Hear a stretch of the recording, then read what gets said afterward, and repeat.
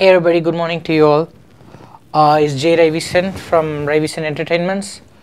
Today we are here to look at the new Canon product. It has been around for a month, but it's new to me, the new 60. This camera is awesome. This is like the lightest full frame camera as said by Canon, and it stands true and it's very light. I feel much lighter than the 7D, and the cool thing is it has inbuilt GPS and Wi-Fi, which is awesome. And you can have a look at the size of it. The 85 looks like a chunk of glass in this tiny little body, which is pretty decent. And I'm here to discuss about the practical options that you have with 60 comparing to other brands and also with other 5D Mark II, Mark III and the 1DX. The best thing about the 60 is this price. It comes to $2,099, which is an awesome deal for this camera body, because it gives the same image quality or plus or minus a little bit. People say it's a little bit better than 5D Mark III, but I'm not sure, and that means it will be like almost like 1DX quality. And the main features and what are the purposes that you can use this body for. The first thing would be portrait photography, fashion, whatever you name it.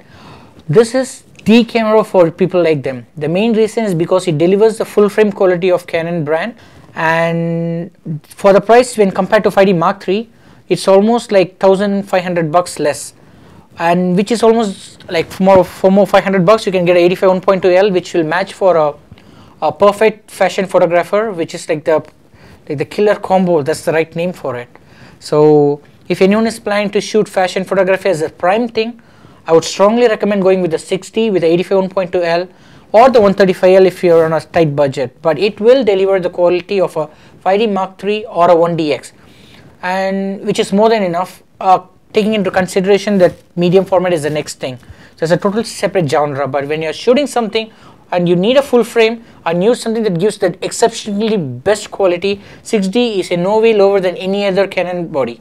And when comparing to other brands too, this is right now one of the top of the line range, and because it's like, let's say, more than $2,000 or $3,000 less than a 1DX, for a fashion photographer it's not going to make a huge difference at all.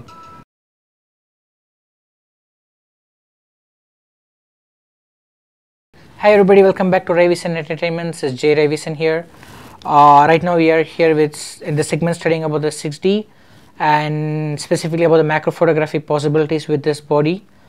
As you all know that Canon 6D has a ISO range of 25,600 for stills, and let's say 12,800 for videos. This is one of the best bodies that you can use for specialty purposes like MP65, wherein, like, for example, if you're shooting at f5.6 at 3 times macro, the f-stop is going to become almost like f96, which is huge, and for situations like that you cannot blow up the whole house for that. And situations like that, this can handle up to, like I said before, 25,600 ISO, which is awesome, and up to around 6,400 you don't see even grains at all, compared to 5D Mark II maybe, or even the 7D, which is really good. And the more cool thing is, if you are specifically looking for insects or something without disturbing them, you need to shoot. This also provides a silent shooting mode, which is not there in 1DX. It's there in 5D Mark III and this 60, which is really good. And since it has the Wi-Fi function, you don't need to stand there all the day and disturb the insects. You can just place it there and frame it from your iPhone or whatever. We will be covering about the iPhone app and what are the possibilities, but this has given a huge advantage with the ISO setting and the Wi-Fi, both inbuilt in such a small body. And special lenses like this MP65 has a new life right now. Although it's fully manual, it will give us a better aperture range rather than like other sensors, which doesn't let you to go more than 6400 or something. But with this you can just take a full 2 or 3 f-stops more, up to, like, let's say f96 or something, and still with basic kit flash or something you can take insects, flowers, whatever, and without shaking, which is the biggest issue for us in macro. When we shoot handheld we'll have a lot of issues, but once we put it on the mount, you lose control of the video of the shots. But with this new Wi-Fi app which we have with iPhone or even the Samsung Galaxy Tab, whatever I have used, the framing was really easy, and you just need to put the tripod there, don't need to be standing next to it, and stand far away with the silent shooting mode on. And once the insect passes by a root or finishes whatever it does, it has given you the freedom to click it whenever you want, which is really good. Thank you.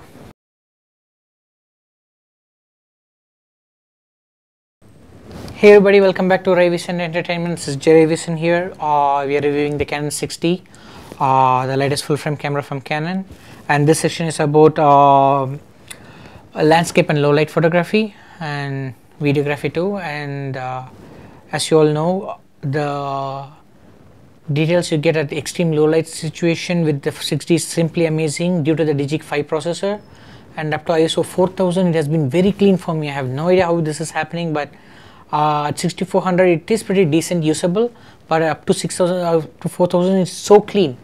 And people who are in the video industry will know how important a wide angle or establishing shot is, and I strongly recommend 60 to be one of the best options for them because of the low price, and as a B cam this could really do a lot of features. And one more key feature is that center autofocus point, the one cross type. It had a lot of bad reviews initially when it's going to come. It has only one cross type, 9 autofocus, which is really bad. But once the 60 has come out, people are all jumping up and down, so happy about that single autofocus point, which is said to be dead on accurate, and which has been very helpful for shooting low light, and especially when you're shooting landscape and stuff where you have some tree or something in the middle of the frame and you're shooting at f5.6 or f7. The two key features are playing is the proper autofocus in the center, and for a f9 or something you can go up to ISO, let's say 12800 or whatever the maximum, and still use third-party softwares to clean it. And GPS, and especially when shooting GPS all around the world, you just need to take this camera with you. You don't need to carry an external GPS unit or something. Landscapes are very important when you're traveling all around the world, especially documentary people and shooting stills all around the world. Landscape has been a very important part of your life. Landscape photography occurs like mostly sunrise or sunset, and at those times you can feel really happy with these two features. The GPS and the low light capability will be so good for you. I just feel so happy talking good stuff about 60 just because all these features are something that any person would really want for a budget of this, and that is really cool about the landscape feature and low light features of this one.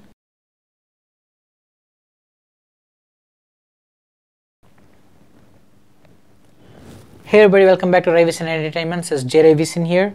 I have been speaking very good stuff about 60, which has been very good and happy. But we have to see the other side of 60. Now coming on to sports and wildlife photography. This is one part where people will just go for 5D Mark III just like that, or even a 1DX. 60 has one cross type autofocus point, and 11 autofocus point is just 11. It has nothing to do with cross types because they have more accurate, and anybody who's shooting wildlife or sports, a lot of money is involved in this. It's not something where we can take a risk about. A fashion photographer like me or a traveling photographer who takes people portrait is pretty decent. We are good to go.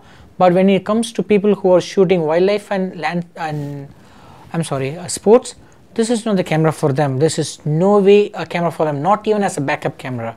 That specific field is either even a 70 is much better than a 60. Even though it's a crop sensor, at least we have 19 autofocus point, and it's quite fast.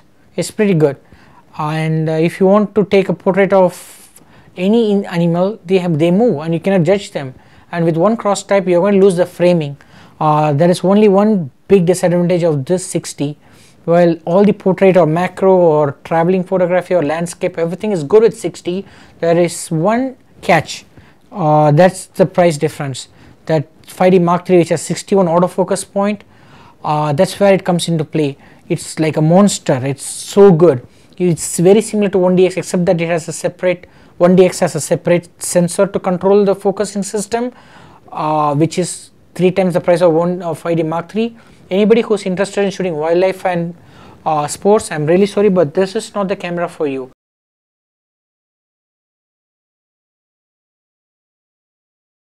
Everybody, welcome back to Ravisan Entertainment. This is Jay Ravisan here, and we are looking about the Canon 60.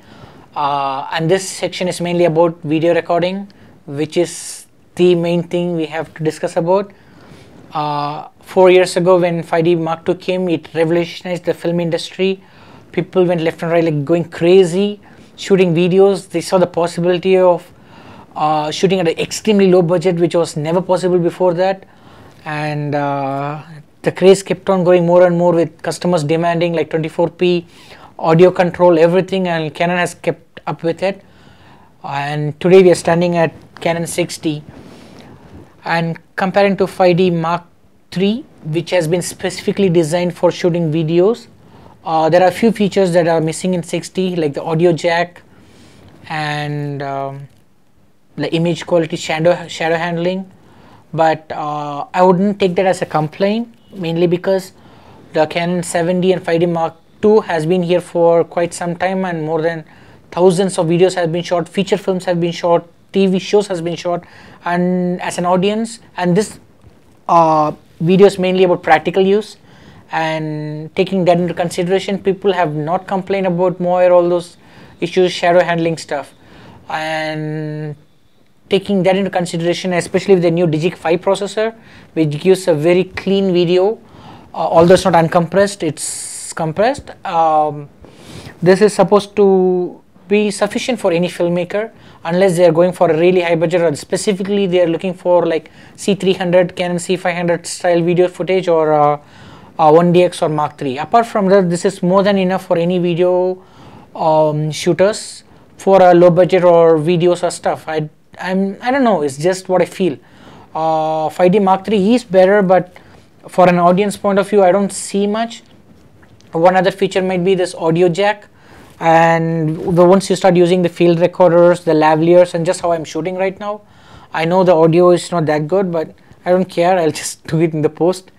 We are having a field recorder usually on the set, unless it's a review or something. We use a field recorder where we'll be monitoring the audio professionally, and I feel that's the best way to do even now, because we won't be using the audio from the Mark III or the Mark II or 570, whatever. They're so tiny compared to the huge industry standard microphones, and since we have the audio jack in here, so we are good to go, I feel so. And one more key feature is the weather sealing stuff. This is pretty much easy for traveling, unless you're going to like Antarctica or somewhere where you have to have extreme weather seal like 1DX or Mark III. Apart from that, for a normal traveler, people shooting portraits or events around the country, landscape and stuff, these two are like the best combo. Like you can shoot while landscapes, and with this you can just shoot pretty decent low light stuff, everything, and portraits in full frame. And for a traveler, you got the key thing, that is the GPS, which is pretty good, and those are the other features. But compared to that, we're coming back into video stuff. This has all the compression formats of a 5D Mark III and 1DX, which is really good. And hope you got good information on all of this, and I will be briefing everything after this review. Let me know your comments. Thank you. Bye.